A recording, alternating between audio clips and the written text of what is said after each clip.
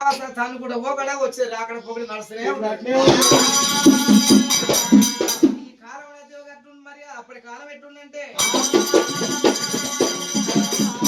అత్తమామ వస్తుందంటే కొనుకొచ్చిన కోడలు భయపడి ఆరుగు మీద కూర్చున్న పిల్ల కిందికి దిగబడి అటువంటి కాళ్ళు మలుచుకో సింగుల దగ్గర పెట్టుకో కూతురు ఆడపిల్లలు మరి బావల రాకడ చూసుకుంటే గట్లా మెదులుకొని కూర్చున్నారు మాట్లాడినట్టుగా మనసుతో మాట్లాడినాడు సత్తులు సప్పట్లు కొట్టే చేతులు వచ్చినట్టుగా మనసు నచ్చముచ్చాను చేతులు కట్టు కట్టిన సప్పట్లు కొట్టినట్టు గట్ట మెదులుకున్న ఆడోళ్ళు కాలం ఏముంది ఒక ఏళ్ళకి ఈ రకంగా జరుగుతుంది మోగోని కాడు ఇలువ లేకుండా అయిపోయింది అయినా ఎంత వద్దంత లేదుగా పార్వతమ్మ లేచింది అల్లుకూలు ముగ్గులు కొట్టి పొన్నారి మేడలలో రథం శృంగార రథంలో కూర్చుండి కైలాసం రథం లేకుతున్నది ఆరండముల పుట్టలో పొన్నాడు ఇల్ల గమనించబట్టి గానాడు ఎల్లమ్మ ఏమరా ఎన్నాళ్ళు పుట్టలు ఉండాలి పుట్టినాడు పూర్వం లేదు పెళ్ళాడు పెళ్లి లేదు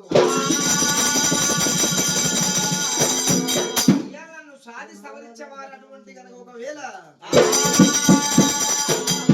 నువ్వు సాది సవరించే వాళ్ళు శంకరుడే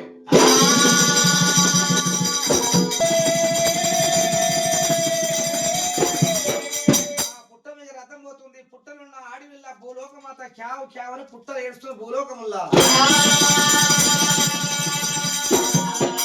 చెప్పల రథం పోతుంది రథం పార్వతమ్మకు చెవుల ముత్యాలు చల్లినట్టు దనిపడుతుంది నాదా శంకర రథమాపవయ్య కారణం పిల్లని మారేసిండు లోపల పిల్లలు వారేసిండ్రు పిల్లవాడు పిల్లని వారేసిండ్రు సాధనలు ఓడి కట్టిన కాబట్టి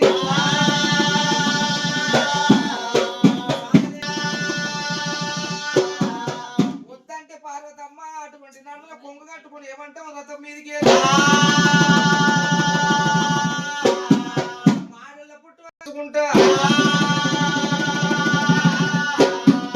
ఉల్లాగ చూరు పెట్టుకొని చచ్చిపోతా అట్ట సాగు రాకపోతే కుమ్మరోళ్ళ ఇంటికి పోతా ఒక కుండ గురికి తెస్తా ఆ కుండ తలకాయ వల కొడతా ఆ పోకెల ముచ్చం నీళ్లు పోసుకుంటా ముక్కులు నీళ్ళు ఉంటే నేను చచ్చిపోతానయ్యా